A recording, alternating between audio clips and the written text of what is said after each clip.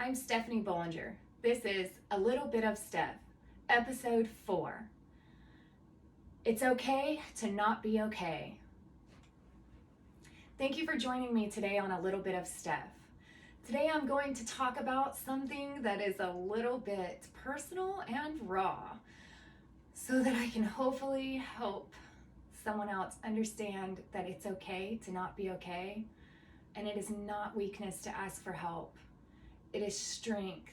It's your inner strength. So don't ever feel like you're weak if you need help. So, as you know, I am the founder, the president, and one of the facilitators for From Trauma to Triumph Association peer-led support groups. I am also a suicide attempt survivor, as you know, from July of 2011. And recently, I experienced my first relapse since my suicide attempt, which is rare. Rare for me to last that long without a relapse. Most people in my field, with my organization, are completely shocked that I was able to last 8.5 years before I experienced my first relapse, especially based on how I was self-medicating without even realizing it for so many years. So today I'm going to share a little bit about that with you. I'm going to grab a tissue real quick because I know I'll probably eventually need that. So as you know, I had my suicide attempt in 2011. I went through some ups and downs between then and now.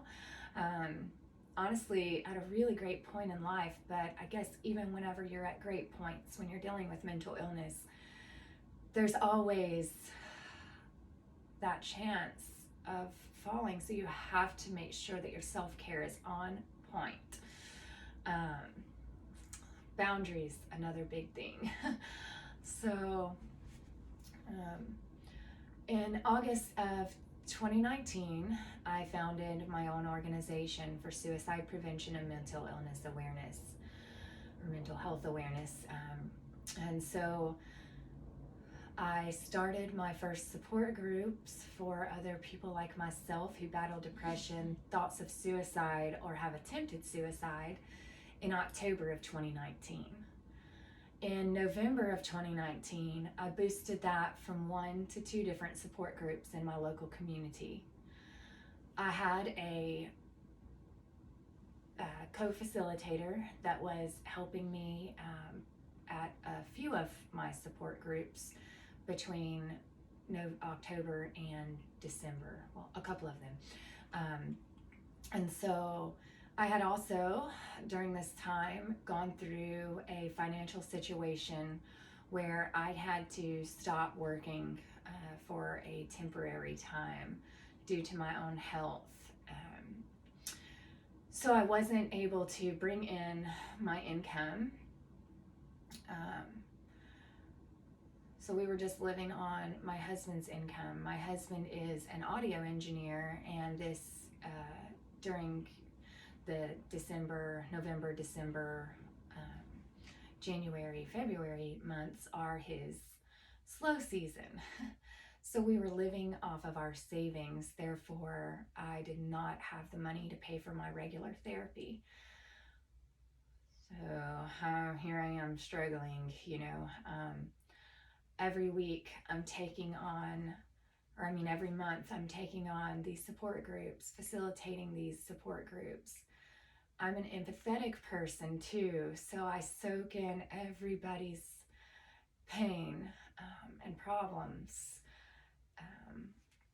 So here I am, not getting therapy, doing these support groups. On top of that, my organization is so new. My flyers are all over the Northwest Florida area. So therefore, everybody just about that comes across my flyers were calling me as though I was a crisis hotline.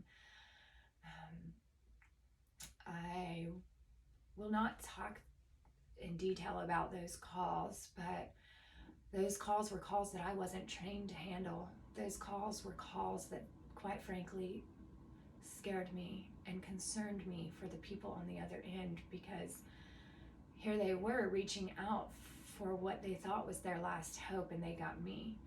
Luckily, I was able to help a lot of people through these calls and get them to the right resources that they need. However, not every person is happy with me when I cannot provide them one-on-one counseling on a regular basis.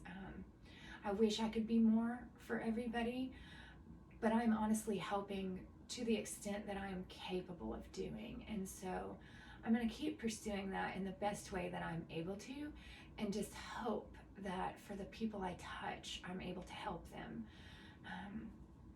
And so dealing with not only soaking in so many problems and pain that I couldn't fix, but the guilt of not having the time or capability of spreading myself so thin for people that needed me.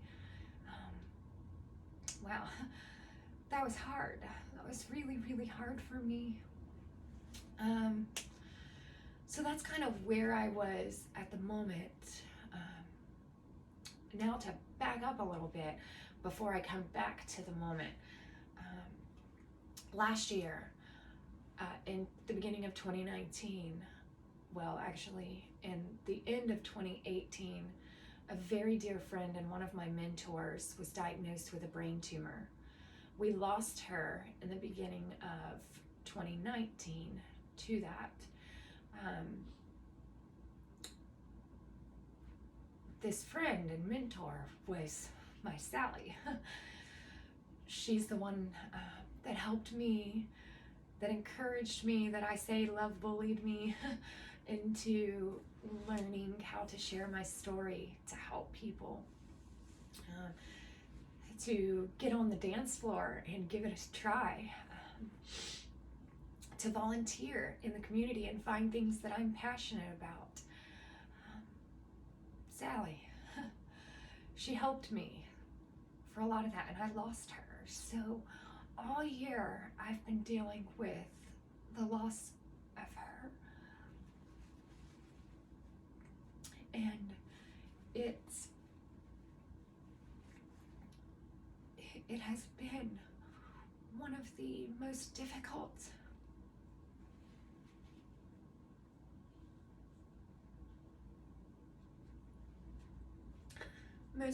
losses this far in my life.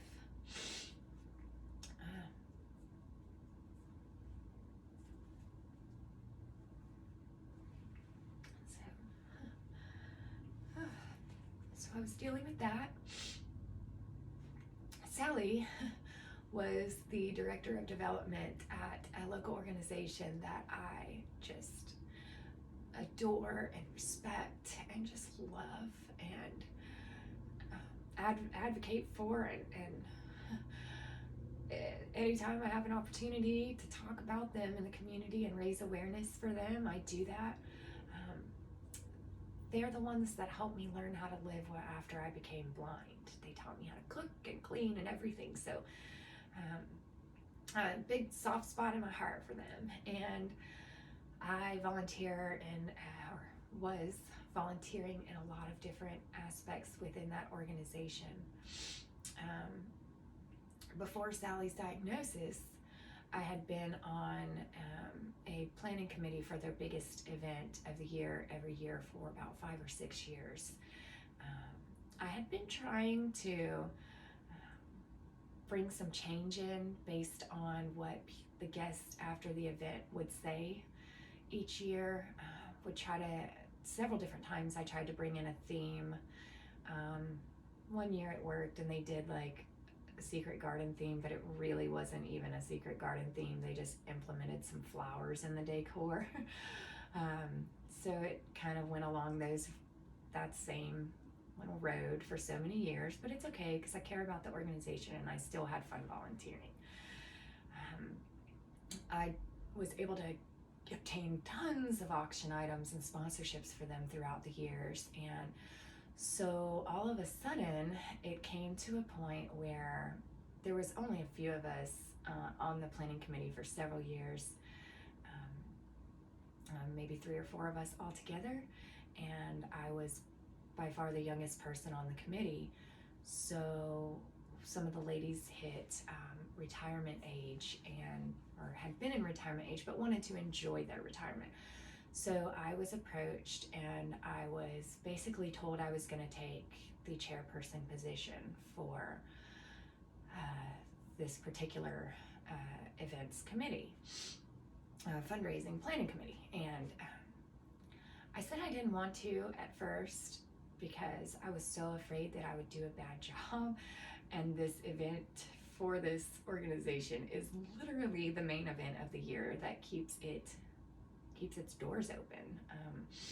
So I was really terrified of taking something so big on by myself to begin with. And finally, the person that told me I was doing it talked me into doing it, made me feel as though I would not be alone in the process. Oh boy, was I not. And so she stepped back, and then I was told, she told me that I had to round up my all new own committee. I personally didn't have a big problem with that because I felt like we needed more of a variety on our committees. So I didn't have a big problem with that. However, I did reach out to our past committee members and invite them to stay on with me. I was told no by a couple and yes by a couple, so it worked out. But what I ended up doing was taking a committee of 3 to 4 people and turning that into one of 16 total. And so everything was going great. We were listening to the community. One of our local radio hosts told us that they really love the organization and what it stands for. However, it is the most boring event that they come to and MC every year. So that was like, wow, eye-opening to our entire committee. And from there, we sat down and really went over all the notes from the past years. And this was our 17th year of doing this event. So we thought, we want to make this everything that the guests have always been asking for. We did. In that process, in December, actually, the event was to be in March of 2019. Well, in December of 2018 was when Sally was diagnosed with the brain tumor. She got sick. We then quickly learned that due to Sally's brain tumor and her behavior over the past several months was very odd, and we were concerned. And the reason that she was taken and found about her brain tumor was because myself, and then come to find out later, a few other people had reported her to the executive director, not in a sense to get her in trouble, but because we were concerned for her. It was not normal behavior, and we were concerned for her health.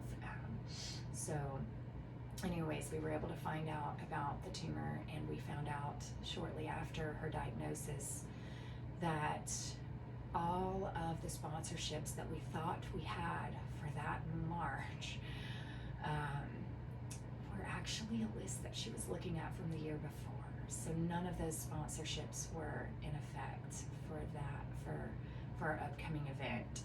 So all the money that we thought we had to keep this organization's doors open was gone, and we had to rush into finding new sponsorships and really rounding up more auction items, things like that, whatever we could do to try to make a little bit more money at this event.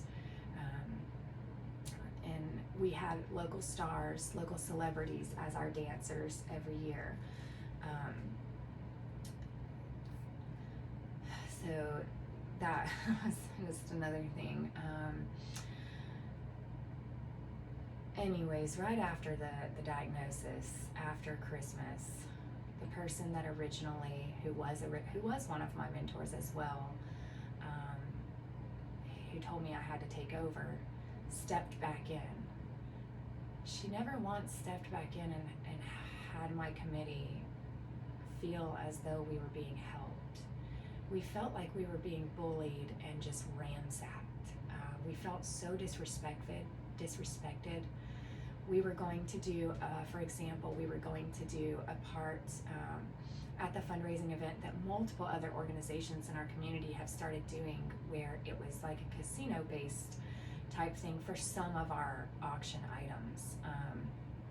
And we just thought, because we were doing a Roaring 20s event, to have a couple of gaming tables for a couple of the specific auction, silent auction items would be really neat and kind of a fun way to just bring in some extra fun, something not so boring.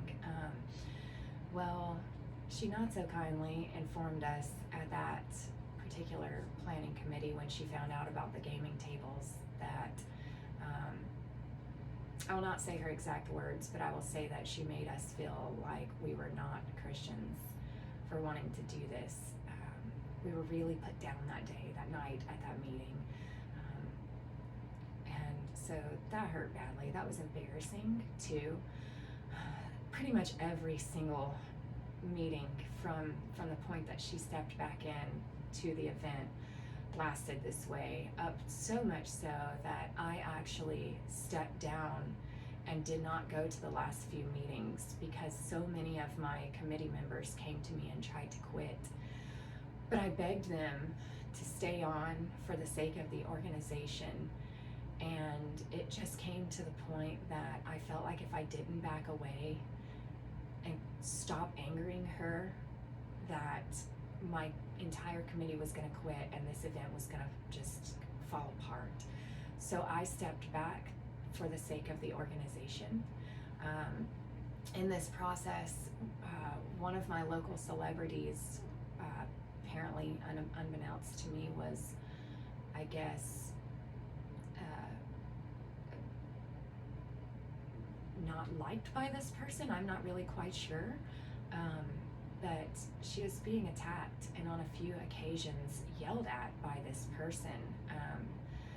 And that made my local celebrity feel mistreated and disrespected. And I was so embarrassed for myself, for allowing, well, not that I allowed it, but for the simple fact that I couldn't control the behavior that was going on. No matter what I did, I was being attacked on a personal level because, well, that'll come in. My other local celebrity dancer, the person bullying me and my committee refused to put her on the invitations, and that's never been done before, so that was completely inappropriate and unacceptable. She refused to put the person's name on the invitations, said the invitations had already gone to print. I went to the local dance studio that was partnering with the organization and talked to one of the owners expressing my concern. And since me and the local celebrities were all friends with the owner of the dance studio, or who was the owner of the dance studio at that time, I went to her. She was one of my mentors that I would reach out to sometimes for counsel, so because she's a good Christian woman. So I went to her and asking how to handle this situation. Her response told me immediately how to handle it. I had to go above the bully's head, and I hate to call her a bully, but go above the person within the organization who was trying to refuse appropriate behavior, manners in this situation, and go to the executive director and tell them that the dance studio was going to back out if our local celebrity weren't both put on the invitation. So things had to be fixed at the printers, and from that moment on, I was then personally attacked, not just within the organization, but personally attacked, which is the point where I stepped back and had to leave my role as the chairperson for this event, like 2 meetings before the event.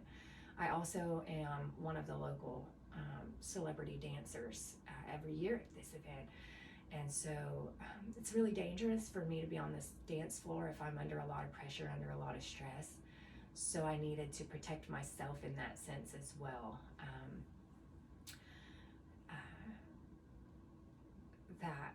That was the beginning of my breakdown that I had in January of 2020, actually, that started in November of 2019. Lots of dates going on here. So anyways, fast forward to September. I was still in my dance studio, and although I had resigned from every one of my positions, including being a board of director member for this local organization due to the person that was bullying me, I reached out to someone within that organization to let them know that I heard at my dance studio that my dance studio was only going to be representing two different companies, two different organizations for charity events throughout the upcoming year, due to them being new owners of the studio and trying to build up their business and not overwhelming themselves. So I wanted the organization that I care about to really to know about this, so that they would have an opportunity to reach out, because the dance studio and this organization partner together every year for their main event. So I was just trying to help. I did that, and the person that I feel was bullying me went to the dance studio and called me afterwards. Called me in September of 2019 to inform me in a very rude, very snobby way that she had just left the studio and that she talked the studio into doing the annual gala again, which I was really happy about, because obviously I emailed the other person at that organization because I hoped that would happen. From there, she informed me that I was no longer needed as a volunteer or as a dancer, and that I was no longer invited to participate in any festivities within this organization, especially dancing at their annual gala.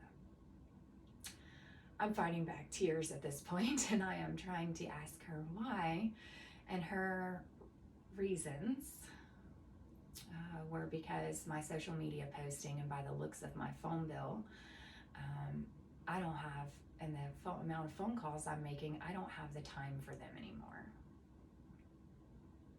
So that was clear to me that it was personal at this point. Rewind briefly. Because this person used to be one of my mentors, one of my friends, someone that I actually trusted totally, and I don't trust many people at all. My husband and I are currently renting a home from her. We were at that time on her phone bill. After that last phone call from her 2 weeks later, I had my own phone plan, thank you. I am still in her home. My financial situation is not where I would hope it to be. My husband and I have to decide whether we're going to buy this home or move out by August of 2020. So we have until then to figure it out and get out. So that's how she knew about my phone calls. Mind you, my phone calls, not that it's anyone's business, were based on my job. My job requires me to make a lot of phone calls every day. We do environmental and humanitarian work throughout the world, so I'm on the phone every day, all day when I was at work. And so that's where the phone calls were coming from. Not that I was raising the bill up, and if I were raising the bill up, I paid my own phone bill, but it was just a personal attack, and I get that. So anyways, moving forward, I went to the studio. I was horrified. I reached out to the studio by email, did not hear back from them, went to the studio, talked to the new owners, and was told that because they are new owners, they cannot afford to turn her away, that they will not turn anyone away, anyone's business away, but they promised me that I would not be affected by her, that she would not be allowed in the studio during my practices, and that she would not be at or participate in any of the events that I participated in. That was my stipulation for my own mental health well-being, because I cannot emotionally or mentally handle being around this person. So I knew for my own sanity and my own mental health well-being that I needed to make this clear right up front. So I did this, and the owner, one of the dance studio owners, informed me that this would not be an issue. They promised me that I would not run into this person at events or at practices, that I would not have to dance in an event with this person. So things were going well, other than still little personal attacks here and there. Not through the dance studio though.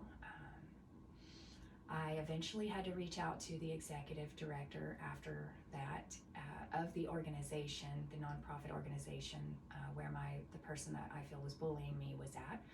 I had to go above her head again and inform the executive director that if anyone contacted me on behalf of the organization, that I would have to seek legal advice and contact ADA. I did not want to do this. I was not trying to threaten anyone, but I felt like there was no other way to stop this person from harassing me in my personal life. She was using the organization to come against me and attack me in whatever way she could. Fortunately, from there, her sister reached out to me and told me that from that point forward, I had to communicate only with her, with the sister in regards to the rental property. So that really, I'm sorry, I'm trying not to let my heart pound talking about her right now.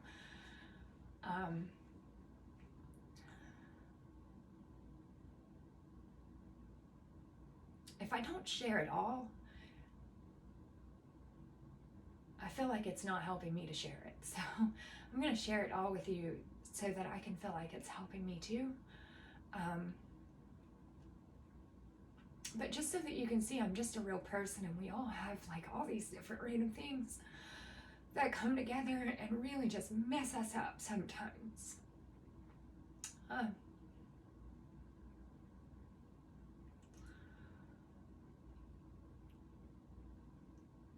Yeah. So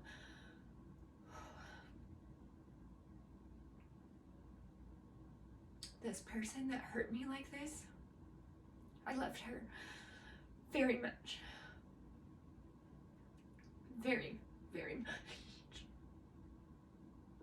And she hurt me to the point of no return with her. I will not ever trust her or allow her in my life again.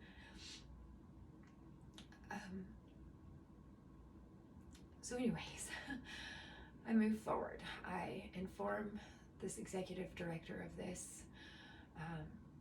He comes back not so nice, informing me of how bad I've hit him in the gut and how I'm not a real friend to him. Later, I received an apology text message from him informing me he should have listened because she ran him out too. For whatever reason, not my business. So I'm moving on, and I'm doing these support groups, and financial situation hits rock bottom for me. I'm not rock bottom yet because I'm currently living on my savings, even at this point that I'm making this podcast. And so I hit November and I'm struggling greatly. December comes around. I am dealing with more and more. Just every little thing that happens, the fear of what now? Am I going to be homeless? If things don't work out with my finances, am I going to be homeless? Because I just wake up one day and she hates me so much now that she has me evicted because she has that kind of power within our local court system. Um, am I gonna have to be homeless and living in my car because we have a major mold situation in this home? Literally to the point at this moment, we have everything except for things that we are absolutely using packed because we're trying to salvage it from mold growing on it. It's like this whirlwind that just seems like it wasn't gonna stop.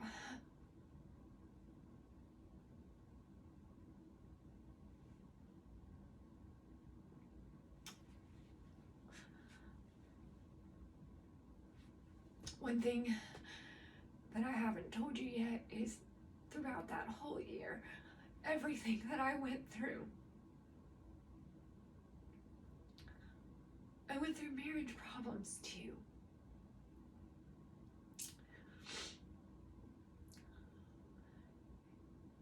We sank to separation.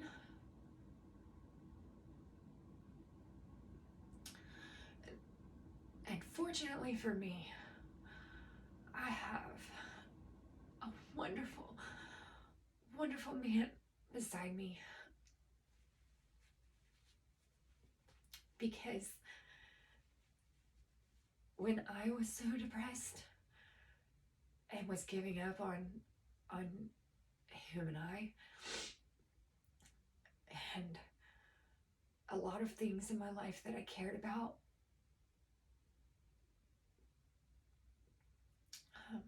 he didn't. He kept fighting. He got sober from alcohol. I continued drinking. I eventually, we weren't separated for long before I came home because he was fighting so hard.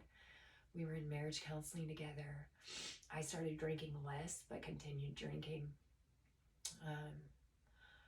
Sometime before my breakdown, I had stopped drinking, but not on purpose. It just kind of happened. During Christmas, my grandpa, who has been like my rock throughout my entire life, he was diagnosed with dementia several years ago, and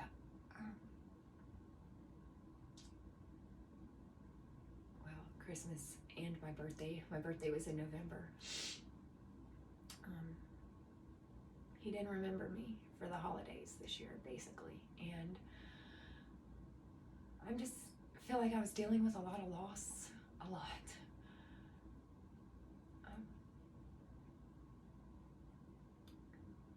I lost my Sally.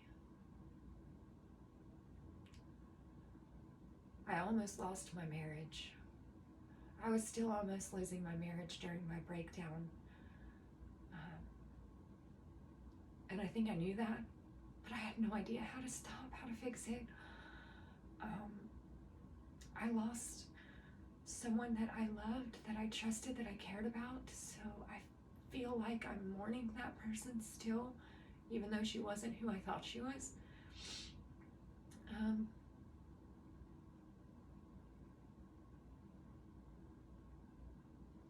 feel like I lost my grandpa, even though he's still here.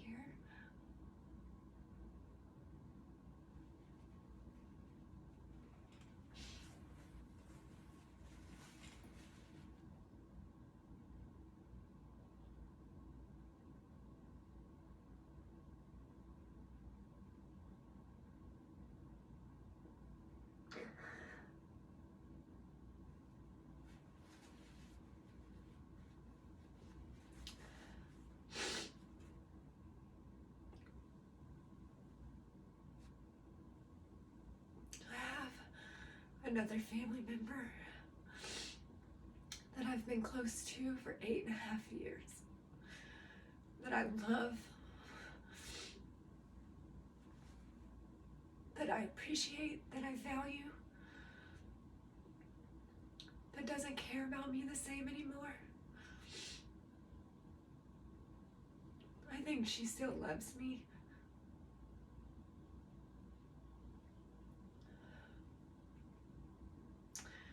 But I feel like there are certain things that are meant for my direction that I read and they hurt. When I hear the tone in her voice, it doesn't sound like she feels the same about me anymore. So it hurts.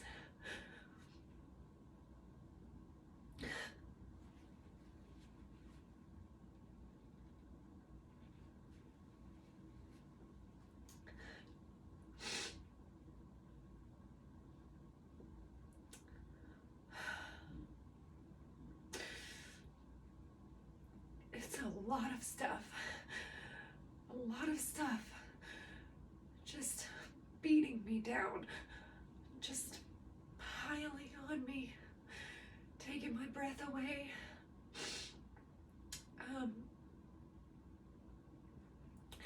In late November, I had a dance event. The person that I feel is bullying me showed up backstage at that event.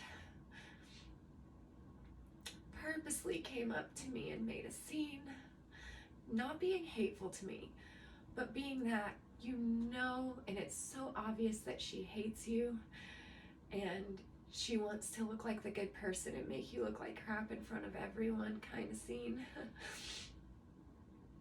She did. And after that, my breakdown hit full force. I developed what they call as agoraphobia. I couldn't even leave my house. It was so hard for me to leave my house to even go to my therapist's office after that incident. It had already been developing and forming, but it hit like hard after that. It was to the point that I could only leave the house with my best friends, which is my husband and my best friend. My husband and my soul friend. And I could only go to certain places. If I went out dancing with my friend to like a local club or something to do like salsa dancing or whatever, just a different type of style of music that she and I like to go out dancing to,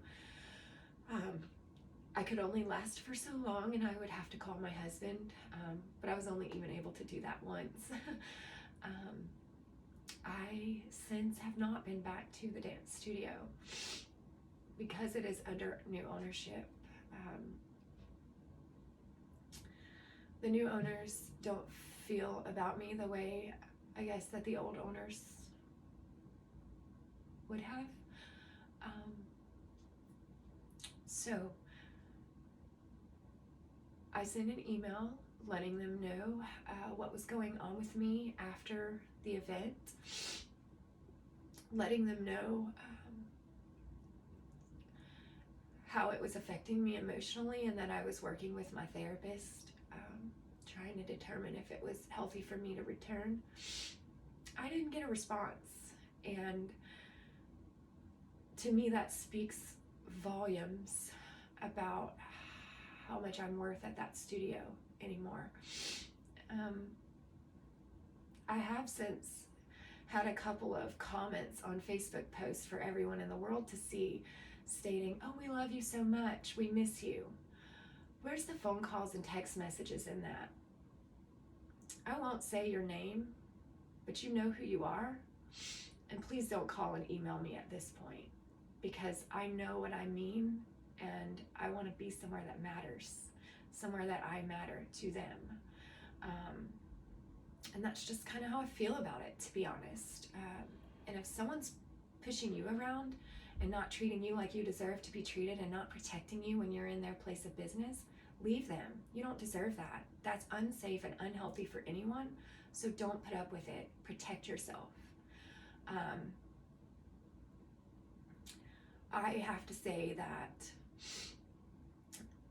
the woman that caused me so much pain, the dance studio, casting me aside as they did, taking away one of my main forms of therapy, one of my helps me keep breathing every day therapies was the bulk. That was that, my finances, that was the bulk.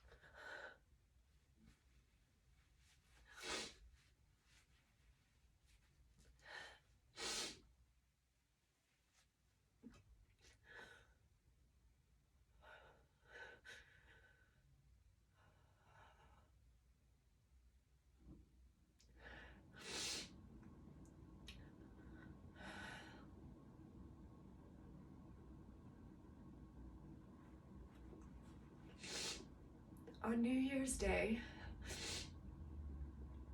of 2020,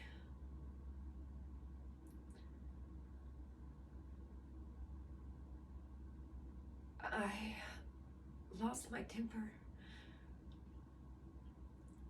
My husband said something simple to me, something that should have never made me so angry, and I just lost it.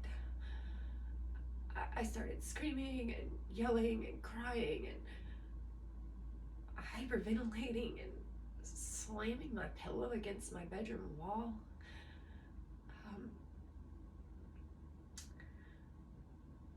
I made him leave me alone, and I was laying in my bedroom with the door closed alone, and I was crying out for God to please not let me go back there again.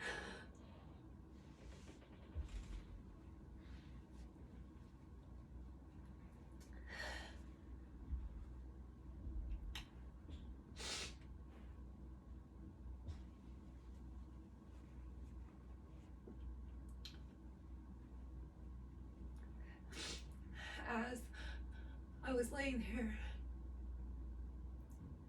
literally begging him for this out loud, my best friend, my soul friend, called me. Hey, Sasha. I had almost picked up the phone and called her like 3 times. But I felt like at that point I had been calling her and my husband like every day. Well, not calling my husband, but you know, my husband's here for me. So I felt like I was just putting all my issues on them every day. And I just felt guilty, so I didn't call. But as I was laying there, she called me.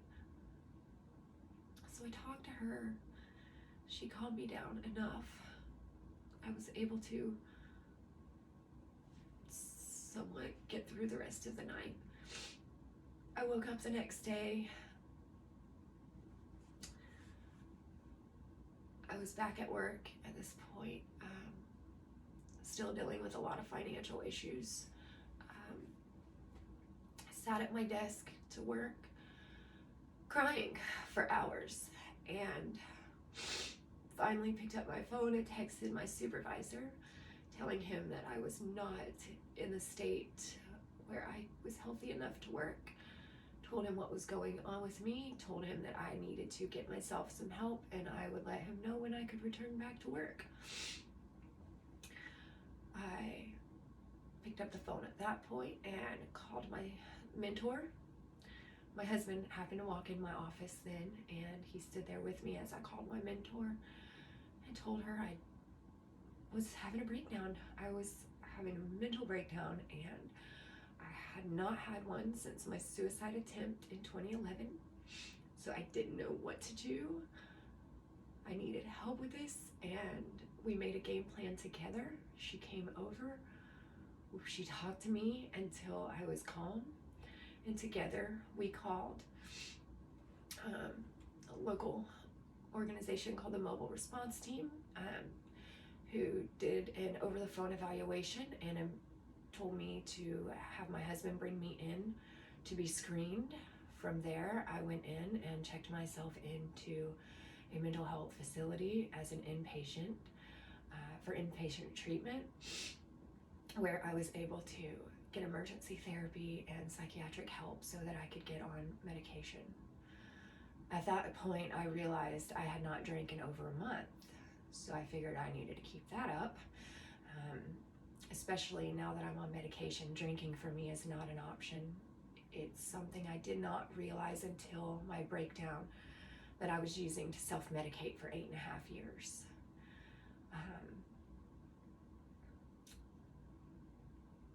I'm not ashamed of that. I'm just thankful that I finally realized what I was doing, and I finally took the steps to get myself the help that I needed.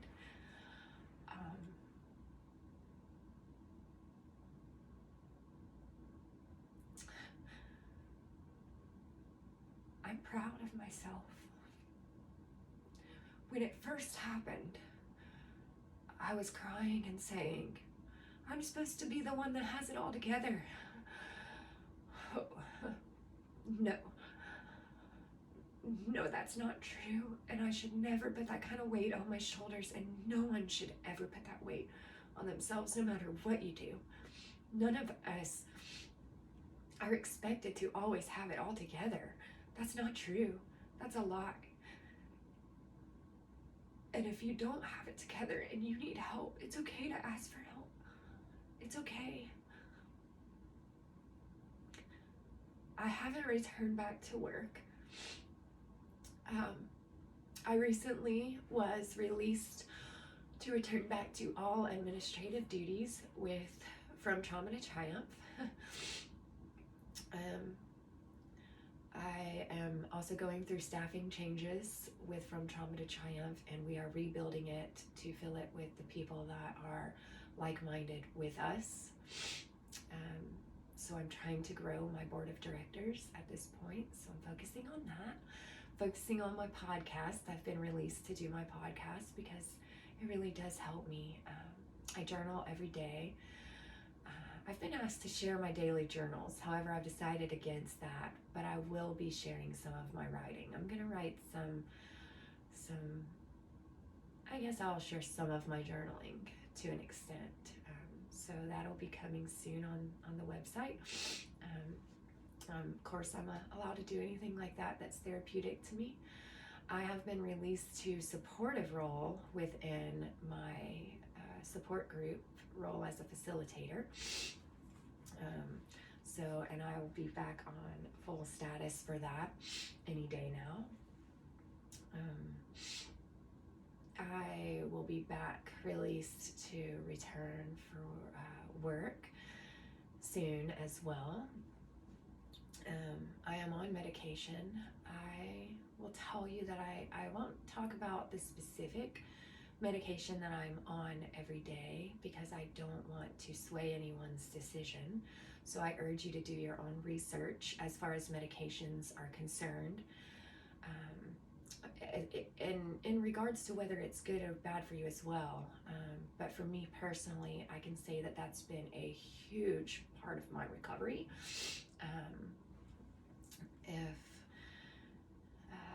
So I guess that's kind of the part of it. I do now realize that I'm not wrong for asking for help, that it wasn't wrong for me to have a breakdown.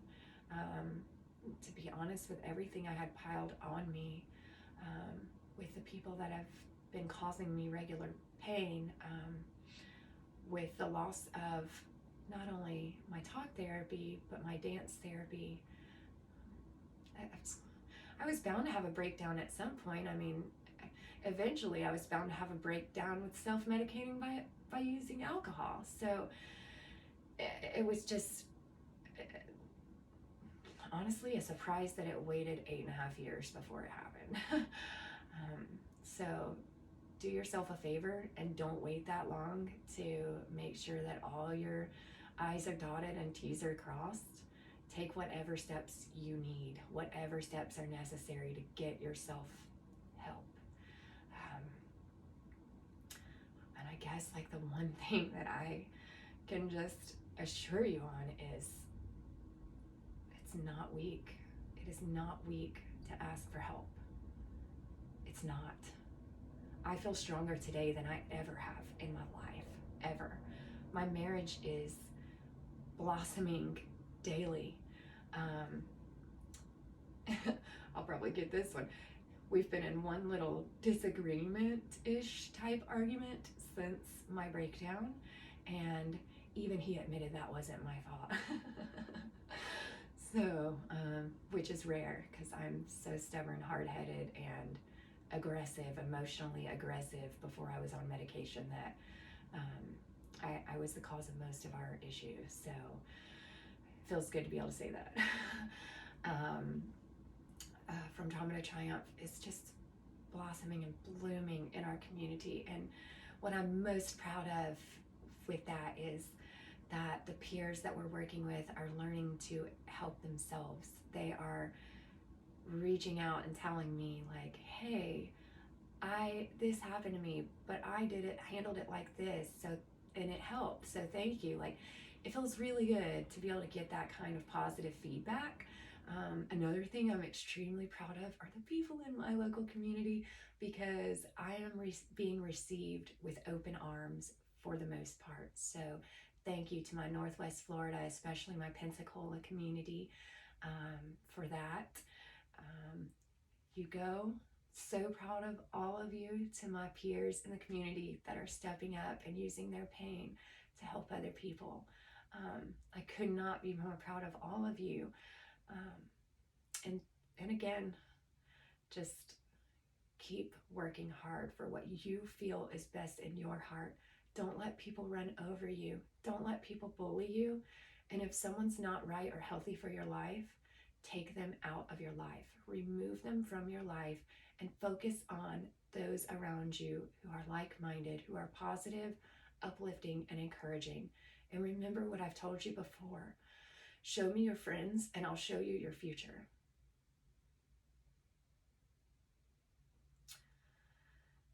Thank you for listening to my long and drawn out story of my first, hopefully last, but probably won't be, relapse and breakdown.